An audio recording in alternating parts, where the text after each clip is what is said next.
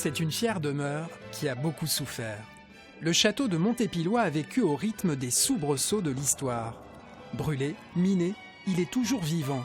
Et François Rouzet compte bien lui donner un avenir. Cet ancien notaire fourmille d'idées pour animer les lieux. Quand on est dans un lieu comme ici, les gens sont attirés. Ils voient de loin les vestiges de la tour et ils n'ont qu'une envie, en fait, c'est de pénétrer dans le lieu. Alors, deux attitudes sont possibles. Soit on remonte le pont-levis, on baisse la herse et on vit caché, soit on essaye d'échanger et de partager.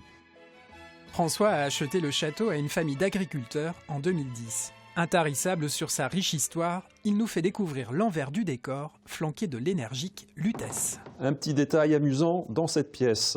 Le Châtelet a été utilisé à usage de prison. En témoigne cette petite trappe qui permet d'observer facilement si dans le cachot en rond, le prisonnier est toujours bien là. François veut restaurer ce qui peut l'être. La mission Stéphane Bern et la Fondation du patrimoine saluent ses efforts. 43 000 € octroyés l'an passé. Aujourd'hui, c'est D'Artagnan, un site de financement participatif, qui lance une collecte avec le concours du journal Le Parisien.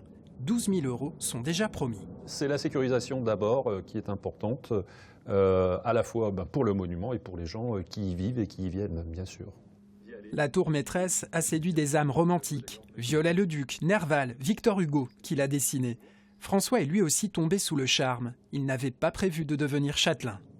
Une des premières images que j'avais eues en venant ici, c'était un souvenir d'enfance peut-être avec le château de la Belle au Bois dormant, entouré de ronces, de lianes, où en fait le prince charmant réveillait l'endormi. Et c'est un peu ce qu'on essaye de faire en fait avec ma femme et mes enfants et tous nos amis de l'association Armorial.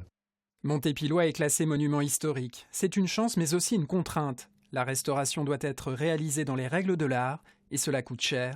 Avis aux mécènes.